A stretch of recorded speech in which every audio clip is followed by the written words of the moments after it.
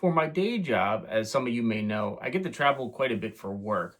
And I get to go to places, and sometimes I get to blend day job with kind of reptile life, Jay's cryptic creatures.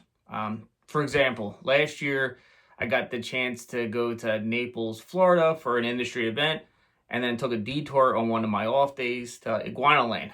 Check out some of these images. It was a great opportunity. The facility is amazing. Please, if you're in the area, go check it out. It was an awesome time. I also last year went to San Diego and swung by the San Diego Zoo, checked out some Komodo dragons, which was fantastic.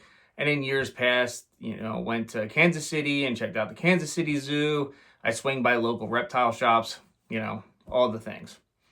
Well, tomorrow I head to Orlando for again another industry event. So, like usual, I'm taking that opportunity to swing by Gatorland and check out that facility. So, come along with me and let's go check out Gatorland together.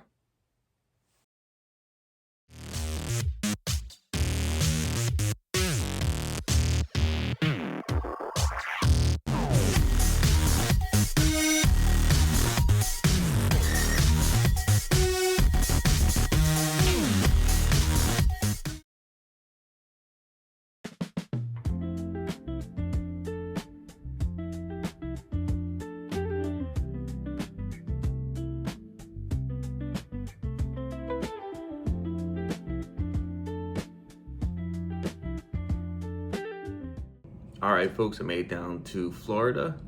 Got my tickets for Gatorland.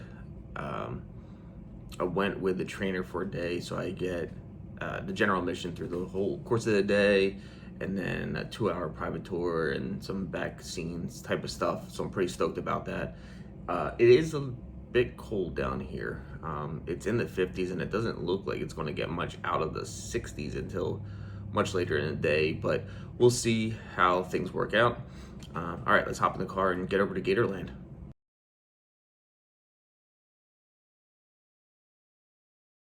So the first thing that we did is we got introduced to our tour guide, Kyle, who was an awesome guy, super knowledgeable, very friendly, very open. And we got introduced to baby gators and got to hold one, which was, well, always a treat. So then we moved on to the entrance of the park itself, and we came up to a basin that housed a ton of gators and crocodiles. So in the Florida area, the Everglades, there are both American alligators and American crocodiles. As Kyle shared with us, gators tend to be a little bit more shy, leave you alone. Crocs will be more defensive and will be a little bit quicker to be agitated and defend their area. So with that said, the quickest way to identify a gator versus a croc, the croc will have a more narrow snout with almost like a point, with a gator having a more broad and rounded snout. Really, if you see a crocodilian near you, either way is probably best just to let it be.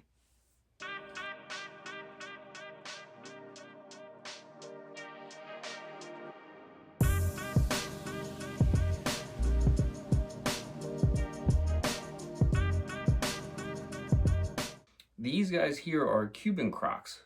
So these are critically endangered, and Gatorland has quite a few of them. They are really an incredible subspecies of crocodilian. They have been known to be, arguably the most territorial and the most defensive. Take a quick look in Google watching them run. That's pretty incredible. As Kyle was sharing with us, not many people go in there, including himself, because they're a bit more unpredictable than all of the other animals at the facility. Next, we came across these beautiful leucistic and albino crocs and gators. Gatorland is one of the only facilities in the world that has this animal. I was told that they were offered $1 million for this, which they very quickly declined because of um, what they're trying to do and what it means for Gatorland in and of itself. But these are stunning animals. Um, Pictures and videos do no justice. Being there and seeing them in person was remarkable. So we meandered down the path a little bit more and got up to gator fishing. So we got to go out into kind of like a peninsula, if you will, and some chicken wings and chicken legs were fed through a cable, and you could go gator fishing, which was absolutely amazing. Seeing these big animals right underneath you, just feet away, and kind of doing what they do naturally. Obviously, fishing isn't natural, but it was something, a ton of fun, and it was a great way to interact closely with these animals. Because it was a private tour, we were there well before the public. So it was quiet, serene, the sun was just coming up, and just the general atmosphere of the place was really awesome. So as we walked through the place, it was quiet, it was very reflective. Um, Two places that stood out to me.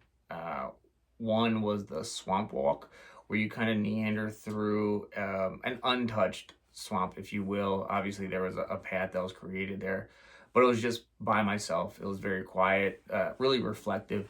Enjoyed that moment. I really felt like I stepped off into a swamp just by myself. The second place was the breeding marsh. Again, there was nobody there. So there was just a sea of gators trying to bask in the early sun. It was a cool day, but everything was just so calm and picturesque. It was really a great experience, and one of the ones that stood out to me. So as we continued the tour, we ended up in the capybara enclosure because, well, who doesn't love a capybara? There was three of them in there. I can't remember all their names. It was all coffee related. I believe it was mocha, latte, and I can't remember the other one. I'll see if I can find it. But they were awesome. I mean, like I said, who doesn't love a capybara? They were, inquisitive and playful, and it was always a good time.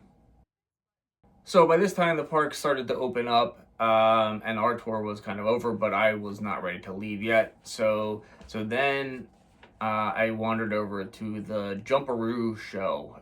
So this is the same area where I did gator fishing. They have professionals in there now, kind of hand feeding gators, putting on a show for you, getting the crowd hyped up.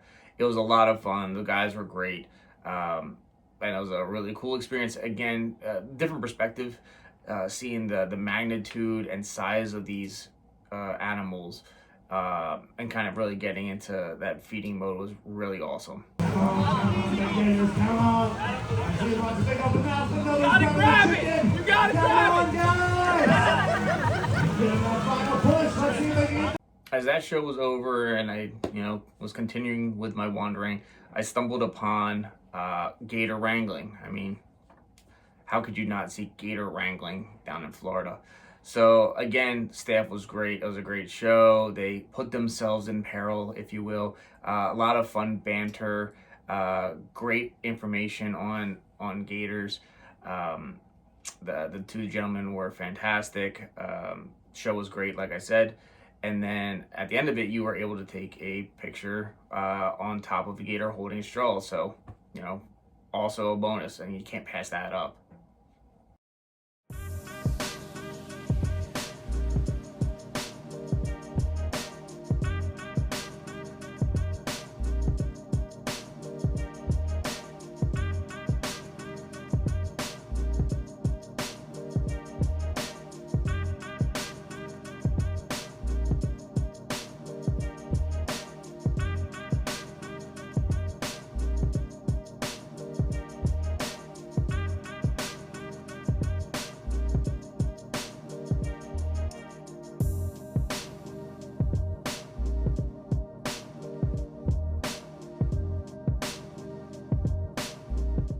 So one of the final activities that I got a chance to do was the close encounter. So what this was off to the side of the breeding marsh. They called in the gators, and there was a huge swarm of them. There was a couple handlers on the edge, but you were able to take chicken and kind of chuck it into their mouth.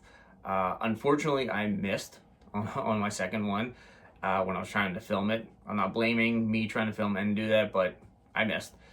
And then you got a photo in front of all those gators. And again, this thing, or this encounter, you couldn't get any closer anywhere else. It was absolutely amazing to be that close to these animals, and something I won't soon forget.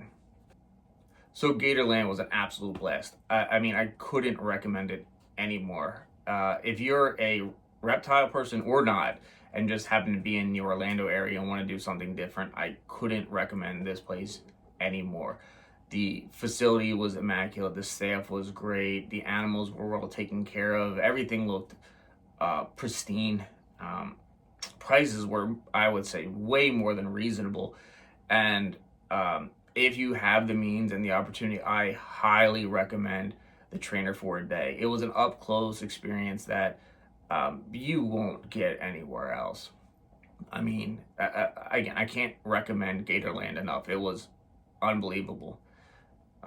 So thank you, Gatorland, for that opportunity to spend time with me. Kyle, not sure if you'll ever see this, but I appreciate everything you did and the time that you took out of your day to give the tour.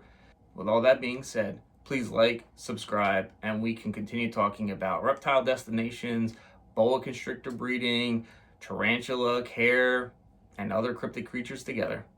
Until next time.